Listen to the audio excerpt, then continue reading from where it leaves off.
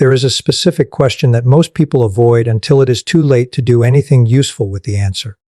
Not the question of whether they will age. That one is settled. Not the question of whether aging will bring losses, physical, relational, circumstantial losses that are simply the expected cost of moving through a long life in a changing body in a changing world. That one is also settled. The losses will come. The question that most people avoid is not whether. It is what. What will remain when the losses have come?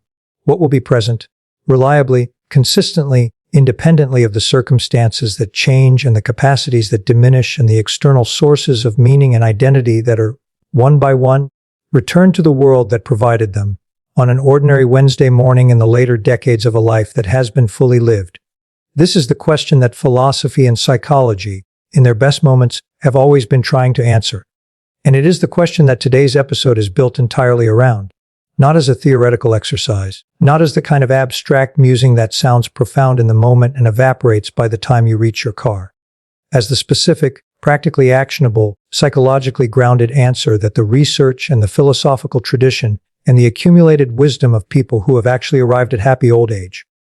Across cultures, across centuries, across the full diversity of human experience, consistently converge on 4 pillars. Not a comprehensive list of everything that contributes to well-being in later life. The specific foundational, without which nothing else holds 4 things that distinguish the older people who arrive at genuine happiness and peace from those who arrive at regret and emptiness. Regardless of the material circumstances of their lives. Welcome to Mind Vision. Today we are going all the way into these 4 pillars, what they are, what the philosophy says about them, what the psychology confirms, and what building them actually looks like in the specific, daily, completely unglamorous texture of a life that is being lived toward them, rather than simply toward the next immediate thing. Let's go in. The first pillar is meaning that is intrinsic rather than circumstantial. This distinction between intrinsic meaning and circumstantial meaning is perhaps the most important and the most consistently misunderstood in the entire landscape of human happiness research. And getting it right is foundational to everything else in this episode. Circumstantial meaning is meaning that is derived from circumstances. From the role you occupy, the job title, the position in the family, the social status, the specific configuration of relationships and responsibilities that give the days their shape and purpose. From the capacities you have, the physical vitality, the cognitive sharpness, the productive output that confirms your ongoing usefulness and relevance. From the achievements you are accumulating, the goals being pursued, the milestones being reached, the continuous forward movement that most people use as the primary evidence that their life is going well. Circumstantial meaning is real. It is genuine. It nourishes the human need for purpose in ways that are not trivial and should not be dismissed. But it has a specific, structural vulnerability that the first pillar of happy old age is directly designed to address. It changes. The role is eventually retired. The capacity eventually diminishes. The achievements eventually cease to accumulate at the rate they once did. The circumstances that were providing the meaning eventually shift into configurations that no longer provide it in the same way. And the person whose meaning was entirely circumstantially sourced finds themselves in the specific, alarming, profoundly disorienting experience of arriving at old age in good material circumstances and finding inexplicably that nothing means anything. Not because they made bad choices, because they made the specific, extremely common, almost universally unexamined choice to locate their meaning entirely in circumstances that aging was always going to change. Intrinsic meaning is different, not in its content. Intrinsic meaning can express itself through roles and capacities and achievements the same way circumstantial meaning does, but in its source. Intrinsic meaning is generated from within rather than derived from without. It is the specific, interior, completely self-sustaining quality of meaning that arises from the engagement with what genuinely matters to the person. Not because the engagement is producing external validation or social recognition or the confirmation of ongoing usefulness, but because the engagement itself, in the specific, immediate, completely present quality of actually doing the thing that matters, is sufficient. The philosopher Aristotle called this eudaimonia, often translated as happiness but more accurately translated as flourishing. The specific quality of a life that is being lived in accordance with its own deepest nature. That is expressing, through its daily choices and commitments and engagements, the specific combination of virtues and values and genuine excellences that constitute who the person actually is at the most fundamental level. Eudaimonia is not circumstantially dependent. It does not require specific circumstances to be present. It requires the person to be present, fully, genuinely in the specific, self-directed quality of engagement with their own deepest nature that produces flourishing regardless of the external configuration of the life in which that engagement occurs. The first pillar of happy old age is the development, through the decades that precede it, of a meaning that is located here. Not in the role, not in the capacity, not in the achievement, in the engagement, in the specific, intrinsic, completely self-sustaining relationship between the person and the things that are genuinely, irreducibly, at their deepest level. The second pillar is relationships that are chosen rather than maintained. The distinction here is subtle but enormously significant, and it is the pillar that most directly addresses one of the most consistent findings in the longitudinal research on happiness in older age, that the quality of relationships matters infinitely more than their quantity. And that quality in this specific context means something more precise than simply the warmth or the depth of the connection.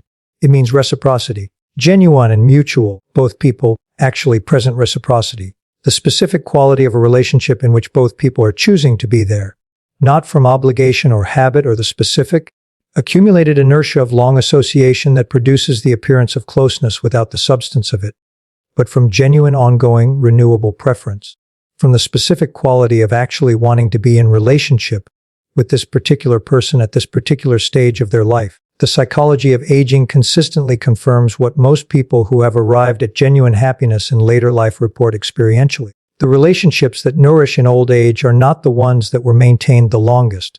They are the ones that were most genuinely chosen, that were, at every stage, an expression of genuine affinity and genuine care and genuine preference, rather than an expression of obligation or circumstance or the specific, socially expected quality of remaining in the relationships that were formed by proximity and accident, and the particular configurations of earlier life circumstances. This has significant practical implications for how the second pillar is built. It is not built through the accumulation of relationships, through the specific, quantity-oriented, collect as many connections as possible approach to social life that most people's earlier decades default to. It is built through the cultivation of the few relationships that are most genuinely, most specifically, most completely chosen. Through the investment of genuine presence and genuine care and genuine time in the specific people who, when honestly assessed, are most worth those things. And it is built through the ongoing, sometimes difficult, completely necessary willingness to release the relationships that are being maintained rather than chosen, that are consuming the specific, finite, not unlimited energy that genuine chosen relationships require without returning the specific quality of genuine reciprocity that makes the investment nourishing rather than depleting. The second pillar of happy old age is not a large social network. It is a small number of deeply chosen connections. The research, the philosophy, and the accumulated testimony of genuinely happy older people all say the same thing about this. You do not need many, you need real. The third pillar is the ongoing engagement with learning and growth. This is the pillar that most directly addresses one of the most significant and most consistently documented predictors of both psychological well-being and cognitive health in later life. The specific, protective, life-extending quality of continued intellectual and creative engagement with new things. Not new things in the sense of novelty for its own sake.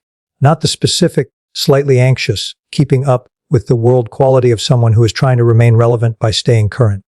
The specific, genuinely curious, completely intrinsically motivated engagement with learning and creating and growing that comes from the authentic, deep, continuously renewable human impulse to understand more than you currently understand and to make things that did not exist before you made them. The philosopher Socrates, who demonstrated, arguably more completely than any other figure in the Western tradition, what the commitment to lifelong learning looks like in practice, famously said that the unexamined life is not worth living. But what is less frequently quoted and equally important is what Socrates demonstrated through the specific texture of his own life, that the examined life, the life that is continuously, genuinely without self-congratulation or performance engaging with the questions that matter, is not just worth living. It is genuinely, specifically, in the most practically measurable sense available, good. The research on cognitive aging confirms this with a consistency that is remarkable across different methodologies and different populations. The people who remain most cognitively vital in later life are not the people who did the most learning earlier and then stopped. They are the people who never stopped, who maintained, through every decade of their lives, the specific quality of genuine intellectual curiosity that keeps the brain building new connections and the self building new understanding and the life building new meaning in response to new engagement. The third pillar is the cultivation, beginning now and continuing indefinitely, of genuine intellectual and creative engagement with things that are not yet known and not yet made, not as a strategy for cognitive maintenance, though it functions as one, as the specific, intrinsically motivated, genuinely pleasurable engagement with the extraordinary, inexhaustible richness of a world that always, at every age, contains more to understand and more to make than any single life could exhaust. The fourth pillar is the development of what the Stoic philosophers called equanimity, and what contemporary psychology calls psychological flexibility, as the primary orientation toward the inevitable losses and changes of later life. This is the most philosophically rich of the four pillars, and the one that requires the most careful unpacking, because it is the most frequently misunderstood. Equanimity is not the same as acceptance in the passive resigned, nothing can be done, so I will make peace with its sense that the word acceptance sometimes carries.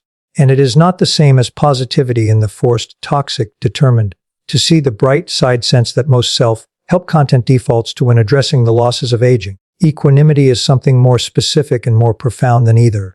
It is the specific, developed, continuously practiced quality of being able to hold the full reality of a situation, including its genuinely difficult and genuinely painful dimensions, without being fundamentally destabilized by it, of engaging with what is actually there, however hard, without the specific, suffering-amplifying addition of the resistance to what is there that transforms ordinary difficulty into psychological devastation. The Stoic philosopher Marcus Aurelius, who was, by any reasonable external assessment, someone who had more than enough reason to be destabilized by the circumstances of his life, and who nonetheless produced in his private journals the most sustained and most honest testimony of equanimity under pressure available in the philosophical tradition, wrote consistently about the specific, daily, completely unglamorous practice of distinguishing between what is within the person's control and what is not, and of investing the full quality of attention and energy and genuine engagement in the former while maintaining the specific, practiced, gradually more natural quality of non-resistance toward the latter. This is not passivity.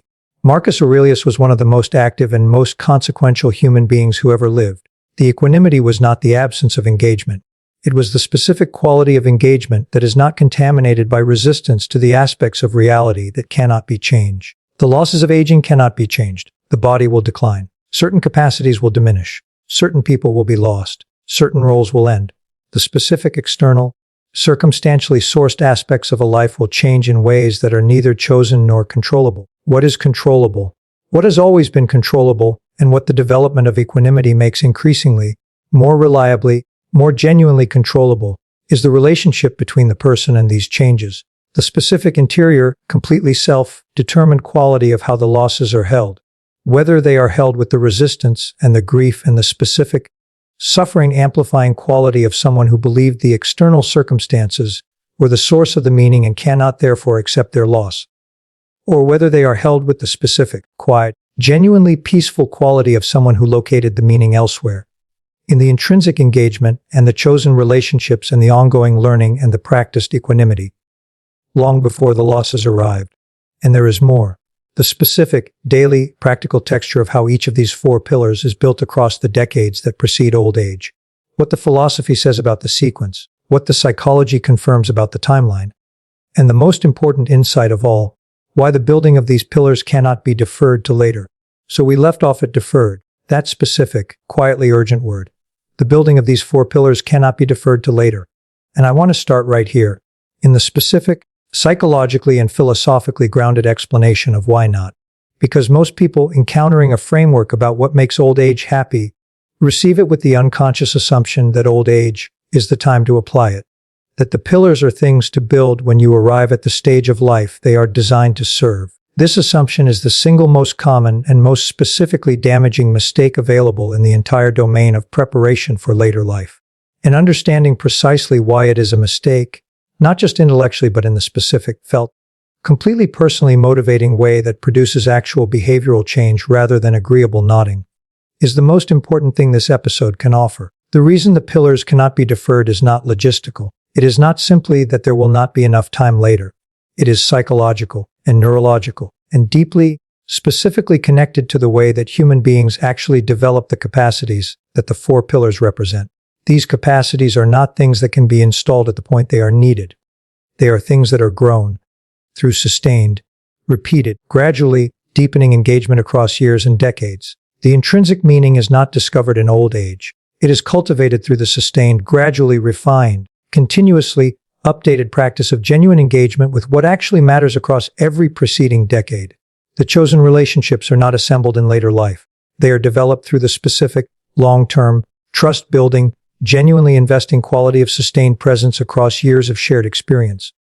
The intellectual engagement is not switched on when it is needed for cognitive protection. It is maintained as a continuous thread through every period of life in which the business of circumstantial living threatens to crowd it out. And the equanimity is not achieved in the face of the losses of aging. It is practiced in every small disappointment and every minor frustration and every ordinary moment of things not going as expected. Across the decades that precede the losses that will eventually require it at its fullest capacity, the practice is the preparation, and the practice requires time. This is the specific insight that the Stoic tradition, and particularly the work of Seneca, who wrote about time with an urgency and a precision that has not been surpassed in 2,000 years of subsequent philosophy, returns to with remarkable consistency. Seneca's central argument in On the Shortness of Life is not that life is short.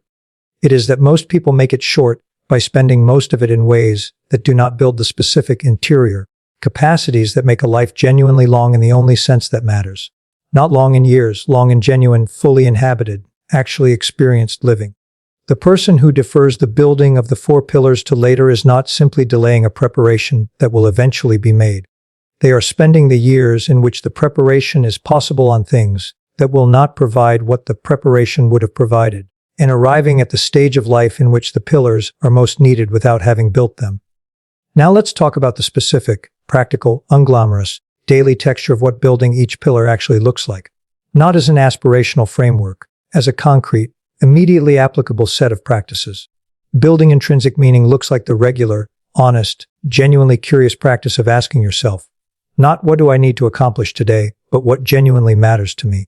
Not in the grand existential, what the purpose of my life sense that most people find both important and paralyzing. In the small, daily, completely accessible sense, what is the thing I could engage with today that would feel genuinely, not for anyone else, meaningful? And then doing that thing consistently across years until the engagement with what genuinely matters becomes not an occasional luxury, but the primary organizing principle of the daily life.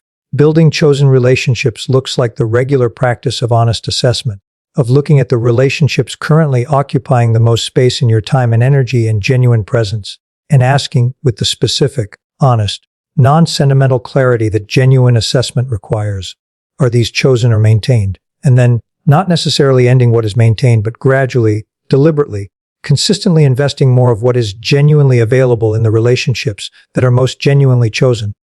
Building intellectual engagement looks like protecting, in whatever form works for the specific individual, some consistent space for genuine curiosity, for learning something that is not required for professional utility or social currency, for making something that does not have a defined purpose beyond the specific, intrinsically satisfying quality of having made it. For the long, undirected, genuinely curious engagement with ideas and questions and creative possibilities that the business of most people's lives consistently crowds out and that, consistently protected over decades, becomes one of the most reliable sources of ongoing vitality available to a human being. Building equanimity looks like the practice, daily, small-scale, genuinely unglamorous, of distinguishing between what is within your control and what is not, and practicing the specific, non-resistance quality of allowing what is not within your control to be what it is without the specific, suffering, amplifying addition of the insistence that it should be otherwise. And now the cinematic moment. Picture two people, the same age, the same general health, the same material circumstances, the same external configuration of a life that has reached its later decades. One who built the pillars, one who did not. The one who did not is in the specific, bewildering, genuinely painful experience of arriving at a stage of life with the material conditions of comfort and the interior conditions of emptiness. The role that provided the meaning has ended. The relationships that were maintained rather than chosen have thinned into something that does not provide what genuine connection provides. The intellectual engagement was deferred and the capacity for it has become, without the decades of practice that would have sustained it, significantly more difficult to access. And the losses, which are real and significant and genuinely painful regardless of preparation, are being held with the resistance of someone who did not practice non-resistance in the small moments, and is now facing the large ones without the specific, practiced, reliable quality of equanimity that only sustained practice produces, and the one who built the pillars. Older, quieter in some ways, with fewer things and fewer roles and fewer of the external circumstances that the earlier decades were organized around. But in the specific, warm, completely genuine quality of someone who is at home in themselves in a way that the external circumstances never fully provided and the loss of external circumstances cannot touch.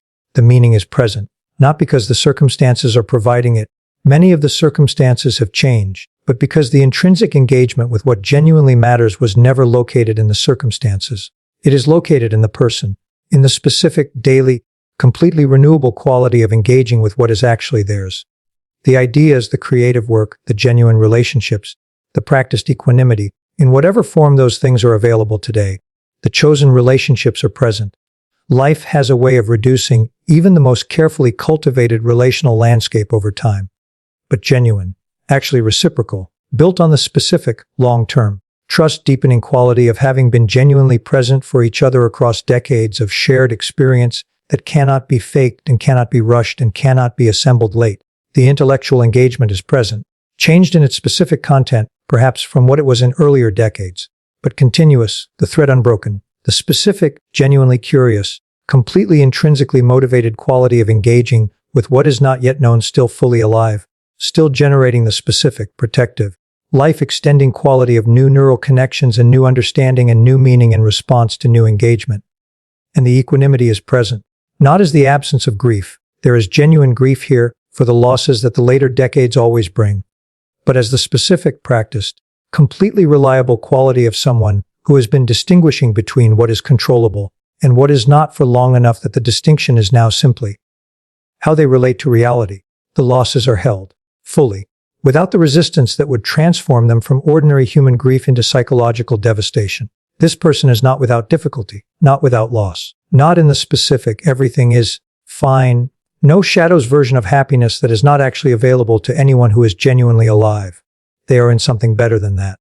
They are in the specific, warm, quietly extraordinary, completely genuine quality of a life that was built, deliberately over decades, from the inside out, not waiting for the circumstances to provide what only the interior can provide, not deferring the building to later, building it, now, in the only time that was ever available, for building anything real, the present. This has been Mind Vision. If this episode gave you something you will actually do differently, starting today, not later, share it with someone who needs the same urgency. Subscribe because every episode we go somewhere real, and remember, the 4 pillars of happy old age are not built in old age. They are built in every ordinary day that precedes it, starting with this one. See you next time.